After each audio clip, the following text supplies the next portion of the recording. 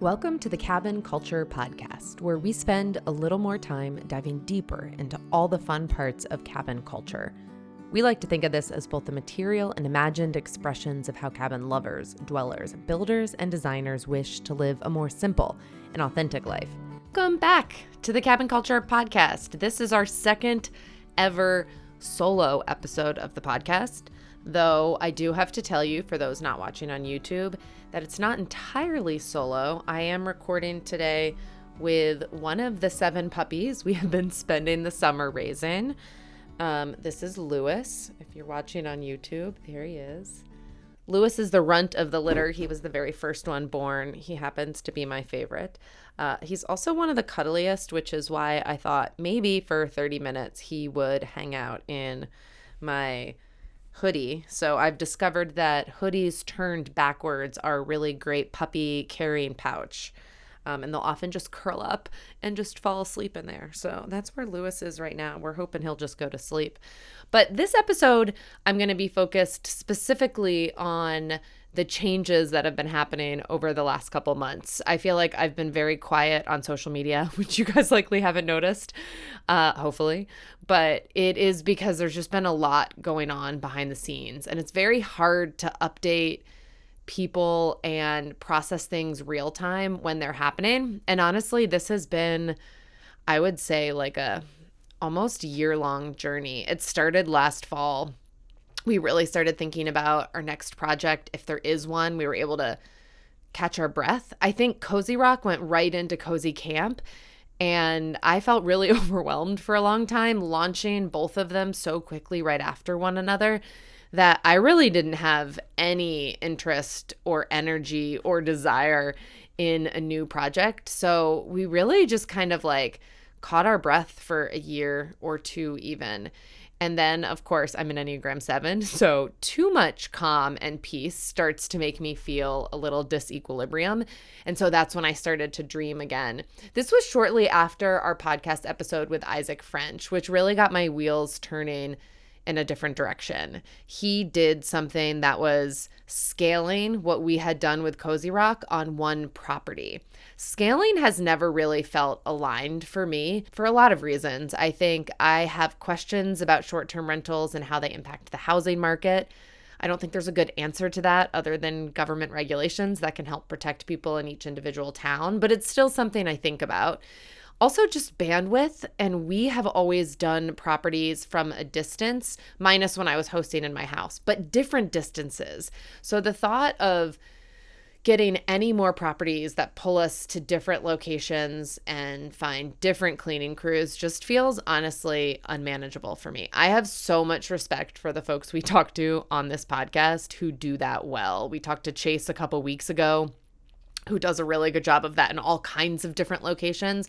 Honestly, if you can do that well, I have so much respect for that. But for me, I think it's really hard to imagine doing that well while maintaining a full-time job. I run my own video production company and then doing other things in life that I love. For example, fostering dogs. It feels really hard to imagine scaling. But when I talked with Isaac, the way that he did Live Oaks Lake all in one location got me thinking about what it could be like to do that in a place where I could host in person. And so for a while, I talked a little bit about that on social media. For a while, that was the direction I was moving and exploring, crunching a lot of numbers. We looked at some property. We explored loans and how we might be able to pull that off, how much capital we would need, how we would do that. I would say I was in that phase for probably 3 or 4 months until the election. And when the election hit, the fear of that, the risk of that kind of property is high because with a house, if things aren't going like you planned, your numbers, you're not hitting them, or you just don't like it, or it's just not manageable, you can sell the house. And the market for buyers isn't just folks who want to do short-term rentals. It's someone who might want to live in that house full-time, someone who's looking for another investment property. There's just a much larger market. And what I started to think about was the uncertainty that was going to be coming with the upcoming presidency and the unpredictability of what it would do to the economy. And I just really felt like the risk was high. If people stopped traveling, which we have seen. If people stop traveling, then the market shifts. And then if the numbers aren't hitting, the mortgage we would need to pull that off, we would just have to hit certain numbers that were possible. I think were doable, but were doable in the market that I was familiar with. And I think that fear started to set in. So honestly, in November, I pretty much stopped thinking about that altogether. And for a while was honestly kind of thrown off by just the world and what's happening in the world, and not even knowing the best use of my energy at that point. I processed some of that online. A lot of it I didn't. I just think politics are tricky to get into in the cabin space, and that's fine. I understand that folks are here for cabin related stuff and not my political viewpoint. So it is what it is. But that did have a big impact on my thinking about what we might do next. And so at that point, we really shifted and just kind of sat still for a little bit. It was maybe in, let's see, it's July now. It was maybe in the spring that we started to think more seriously about selling our first cabin in Boone, primarily because any dreams that we were thinking of, it was hard to imagine going to multiple locations. And we were already pulled in 3 directions: Hillsborough, North Carolina, the mountains of North Carolina, and then going up to Maine with 2 different properties. And that had begun to feel like a lot to us. So if we wanted to tackle something new, we really felt like we might need to simplify some of the things that we're doing now. And the one that made the most sense was the cabin in Boone, because the other 2 are in Maine. And when we think about where we want to spend our free time right now, it's usually Maine. And so in order to really begin thinking about what was next, that was probably the first step. At that point, we started to prep more of Boone. Spring is the slow season in the mountains, so this was a really good time for Sean to go up in between stays and start to clean out the garage, repair some drywall in the ceiling from a couple years ago. It was in the garage, so no guests ever saw it, but we're like, okay, if we're listing it, we probably need to fix this, do a little bit of landscaping, just kind of finish up all those projects that have been on the back burner, things that didn't directly impact the stay or the guest staying there, but would impact showing the cabin. And for the first time, really started to think seriously about listing it. For anyone who's listed a short-term rental before, I will say the really hard part for me about this was trying to figure out how you list it amidst already booked stays. You don't want to block off 3 months to list it, because you don't want to block off too much time, because if you don't end up selling it, then that revenue is going to, or lack of revenue is going to impact your numbers. But you also can't have it fully booked and then someone goes under contract and can't do any inspections because there's guests. At the same time, if you list a cabin and someone who wants to buy it is someone entering the short-term rental market and you have a lot of booked stays in advance, that looks really good for them, because a lot of those they can just immediately take over. I mean, they usually have the option. Do I want to cancel these, or do I want to start with a somewhat booked calendar? So I really struggled with how to go about listing this. And so one of the things that was helpful for us is spring is already slow time in the mountains. And after Helene, and then also after the election, bookings just slowed down. I'm certain this is not a long-term trend for the mountain area. It's a huge tourist area in North Carolina, but it did feel like a moment that we could take advantage of in terms of being able to list it and not face all of the obstacles that make it really challenging to list a short-term rental. I would be super curious to hear how other people did this. I was not prepared in thinking through that. And we just decided, okay, we see a couple weeks that are open. Now might be the time to get it ready to list. The same time that happened, our tenants of our long-term rental here in Durham told us that they were interested in buying it. And we love these tenants. We had talked about this with them a year ago, but they didn't have They didn't have the ability to buy it at that point, but we had started the conversation and they came back to us and said, okay, we've spent the last year saving. We are ready to seriously consider buying this. And similarly, a long-term rental, we were never going to sell that one while they were living there because we loved them and we didn't want to kick them out. And this is the challenge of, I know some people buy and sell properties all the time, but this is why I've never sold a property before, because it felt really challenging to think about selling when people were planning vacations around your property, or were living in your property. Like, how do you do that in a way that doesn't displace or disappoint people? And there wasn't an urgent need for us to sell. It was more just this general shifting of priorities and how do we make life a little bit simpler. So when they told us that at the exact same time that we were literally listing Boone, it felt like a sign that this was probably not only the right time to sell both of them, but also if we were thinking about another project, the right time to start making moves on that, because a 1031 has such a small window and we are literally closing on these two properties within 10 days of each other. So we can 1031 the proceeds from both of them into another investment property. Most of you probably know what a 1031 is, but I will be totally honest that I didn't until like 2 years ago. So if you don't, you are not crazy. This is a 1031 is a tax, I'm going to say this wrong. It's a tax policy maybe that allows you, when you sell an investment property, if you take the proceeds from that you make off of that sale and put them into another investment property, then you can basically defer capital gains tax. You will still have to pay it eventually if you then sell that property. Some people are able to defer it forever by just rolling from one investment property to another. But in this case, the total from the two sales, what we would probably pay in capital gains is close to $50,000. And so in terms of thinking about a next project, it does move that timeline a little bit because you only have, I think it's 45 days to select 3 properties that you're interested in, and then 90 days, I think, to close on the next property. So it's a very short window. You kind of have to like ramp up and be mentally prepared to start looking and thinking about, here's how much I have, here's the type of property, here's how much I can put into it. And that was kind of the phase that we started to enter when we heard from our tenants. So we are now, it is July 21st. So we are now, let's see, about 15 days out from closing on one of them and about a little less than a month out from closing on the other one. And we are starting to look at a variety of different projects of where we're going next.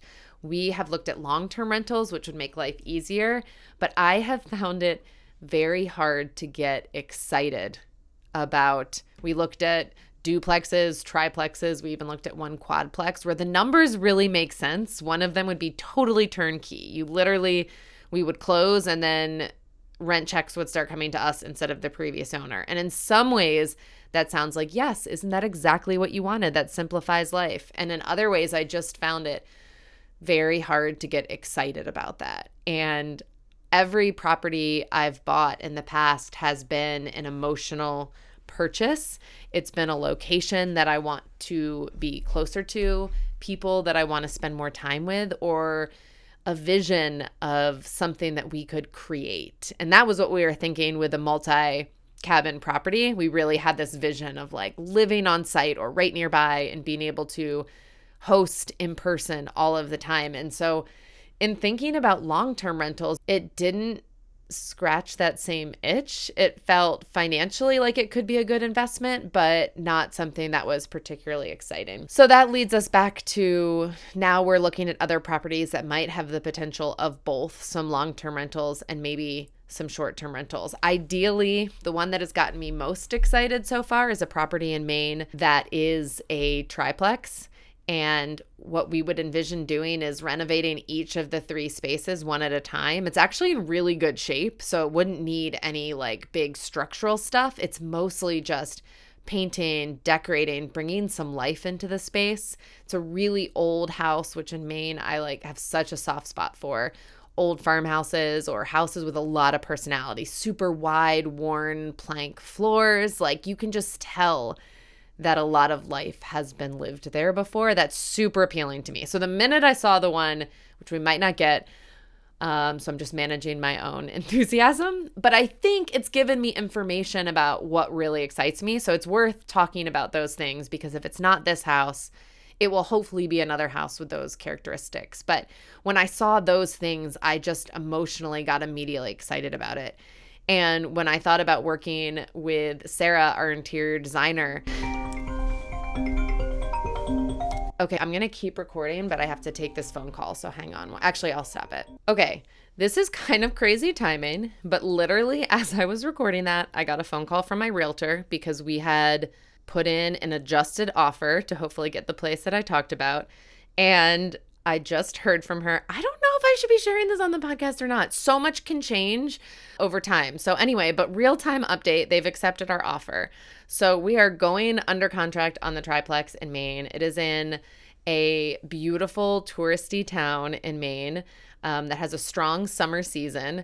And so the vision of what we're dreaming of doing with it is really infusing like a lot of life and character into the 3 different spaces through interior design with Sarah, who specializes in kind of vintage antiquing. So by doing it slowly, one space at a time, we can really be intentional about the design, not just like going to Target and quickly like furnishing it and getting it ready to go, but instead just like really bringing, I mean, it's an 1830 house. Like, I just feel like you have to do that justice and do it really well. And Sarah is the right person to do it. And so this part really excites me. So what we want to do is rent the 3 spaces long-term during the off season. And then during the 3-month summer season, we want to rent 2 of them short-term. And then we will actually move up to Maine for the summer in order to host in person. So this is what gets me really excited about it. My work, I can do more remotely. Most of the films that we used to make were local in North Carolina. But in the last 2 years, that's really started to transition. And we do a lot of work for national organizations. So the shoots we're traveling for. So as long as I can get to an airport, it doesn't really matter where I'm working from in terms of the editing or the pre-production or kind of managing our clients. Any of that can be done anywhere. So the dream is that we have a strong community in North Carolina. It is hard for us to imagine leaving here full time, but this is like a step in that direction and be able to spend the summers in Maine and to be able to host in person. So we would be within an hour of Cozy Rock and 2 hours of Cozy Camp on the lake. So Sean full-time would be managing the 2 rentals in, I don't know if I want to say the town yet. I don't know why I'm holding that a little bit close. I will share it eventually, I think. I want to make sure that like we actually get it first. But he would manage them from there. So when the lawn needs mowed at Cozy Rock, he can go down once a week and do that. That's been an issue recently. Our lawn guy flaked, and it just is challenging to do from a distance. But if he's there, he can do that. He can run up to the lake, no problem.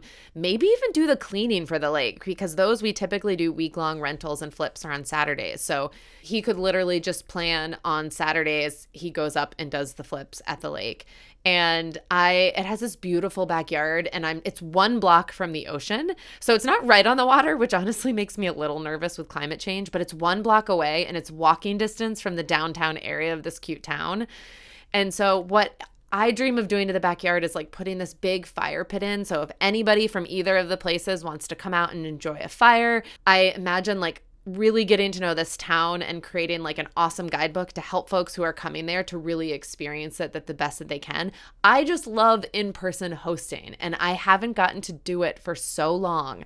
And I do it the best that I can from a distance, but being able to really be right there in a place that we love, I don't know if you can tell, but that gets me excited in a way that long-term rentals don't. And then I do need to figure out what the off-season looks like, because we do want to furnish and decorate them. So then we're doing kind of mid to long-term rentals, but they are furnished. And so I think there's a lot of unknowns on that front that we need to figure out. If you are in Maine or hosting in a tourist town and have any thoughts on this, that would be super helpful of just how you manage the off season.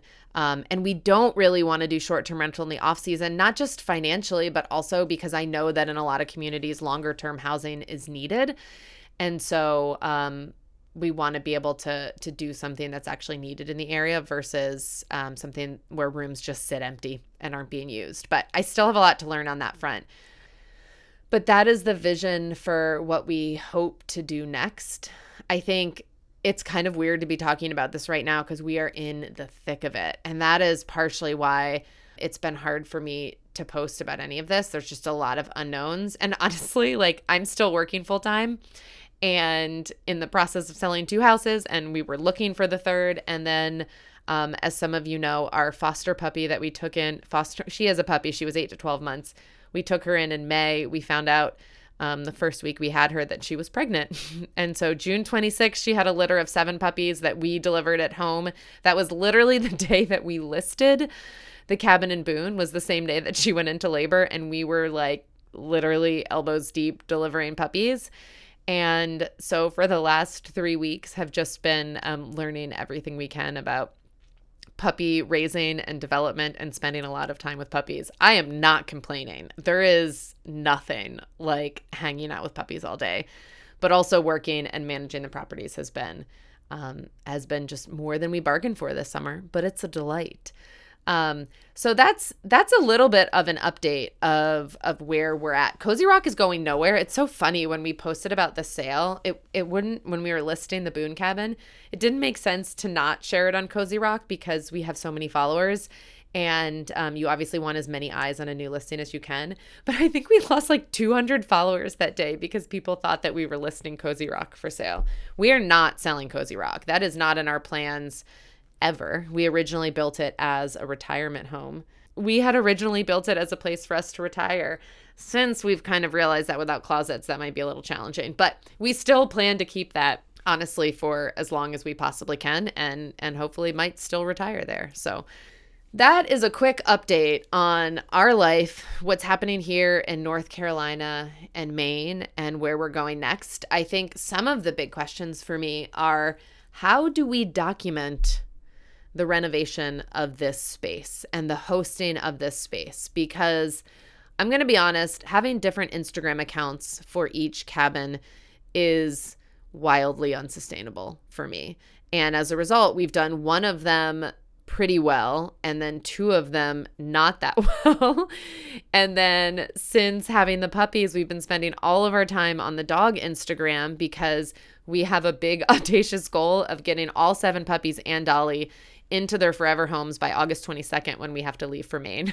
So we have been documenting the crap out of it in hopes of finding the right homes for all the dogs. We would love to just see the journey through until their 8-week point. It just so happened we adopted her and puppies can go to their forever homes at 8 weeks. And exactly 8 weeks from the day she delivered is the day that we had scheduled to go to Maine for our 2-week summer vacation. And so we are ambitiously trying to get all of these puppies and Dolly into their forever homes by August 22nd. So anyway, that's an update on what's happening on this front. I would love thoughts on how we manage the social media front because there's going to be so much good content of a reno, but I don't know where to put it. Like, it doesn't really make sense on Cozy Rock because it's not a Cozy Rock reno. I am not going to start another Instagram account. So if you are listening to this and have thoughts on what we should do, please message me. I will happily welcome any insight and advice on that front.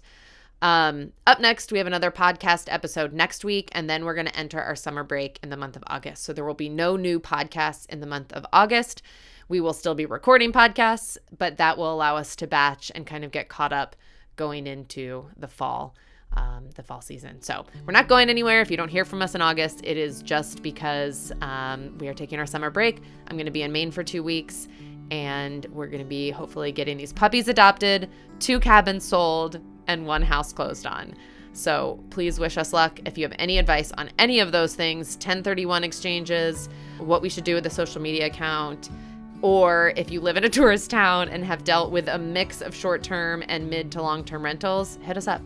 You can always find us on Instagram at Cozy Rock Cabin. As always, thanks for listening. Thanks so much for joining us, and if you liked what you heard, feel free to leave us a 5-star rating on Spotify or share some of your favorite parts over on Apple Podcast. If you have feedback or suggestions for the future, you can also find me on Instagram at Cozy Rock Cabin. Looking forward to next week.